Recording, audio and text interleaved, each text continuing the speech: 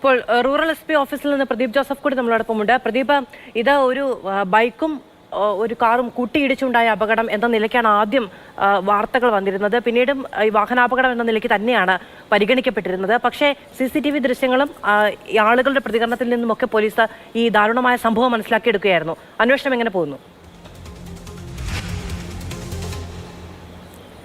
അത് യൂണിഫോം സേനയിലെ 2 ഉദ്യോഗസ്ഥർ നടത്തിയ അതിക്രൂരമായ കൊലപാതകം എന്നുള്ള രീതിയിൽ തന്നെയാണ് പോലീസ് ഈ കേസിനെ എടുത്തിരിക്കുന്നത്. അതേസമയം ഈ കൊലപാതക കേസിലെ 2 പ്രതികളും പോലീസിന്റെ കസ്റ്റഡിയിലുണ്ട്. ഇവരിൽ ഒരാളുടെ അറസ്റ്റ് നേരത്തെ തന്നെ രേഖപ്പെടുത്തിയിരുന്നു. മറ്റൊരാൾ നാട്ടുകാരുടെ മർദ്ദനത്തിൽ പരിക്കേറ്റ് ആശുപത്രിയിൽ കഴിയുകയാണ്.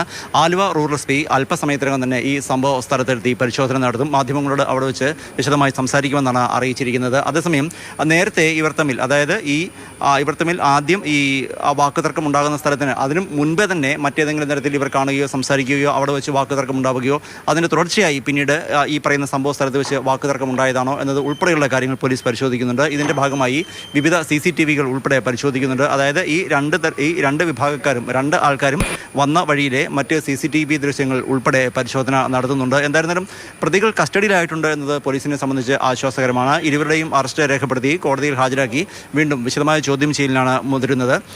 മുൻപ് അരുൺ സൂചിപ്പിച്ചതുപോലെ തന്നെ ഉത്തരവാദിത്തപ്പെട്ട പദവികളിൽ ഇരിക്കുന്ന 2 ഉദ്യോഗസ്ഥരാണ് പ്രതി ചേർക്കപ്പെട്ടിരിക്കുന്നത്. ഒന്ന് CISFലെ SIയും മറ്റൊന്ന് CISFലെ ഒരു കോൺസ്റ്റബിളും. നമുക്കറിയാം, യൂണിഫോം സേന എന്നുള്ള നിലയിൽ കൃത്യമായ അച്ചടക്കം അവർ നിലനിർത്തേണ്ടതുണ്ട്. അച്ചടക്ക രാഹിത്യം യാതൊരു കാരണവശാലും ഉണ്ടാകാൻ പാടില്ല. എന്നാൽ ഇതിനെല്ലാം വിരുദ്ധമായ നടപടികളാണ് അവരുടെ ഭാഗത്തു നിന്നുണ്ടായിരിക്കുന്നത്. അതുകൊണ്ട് തന്നെ ആ ഒരു തലത്തിൽ പോലീസ് ഇതിനെ കാണും. ഇരുവരുടെയും അറസ്റ്റ് രേഖപ്പെടുത്തി കഴിഞ്ഞാൽ സ്വാഭാവികമായും CISFന്റെ ഉത്തരവാദിത്തപ്പെട്ട ഉദ്യോഗസ്ഥരെ ഇക്കാര്യം അറിയിക്കും. അതിനുശേഷം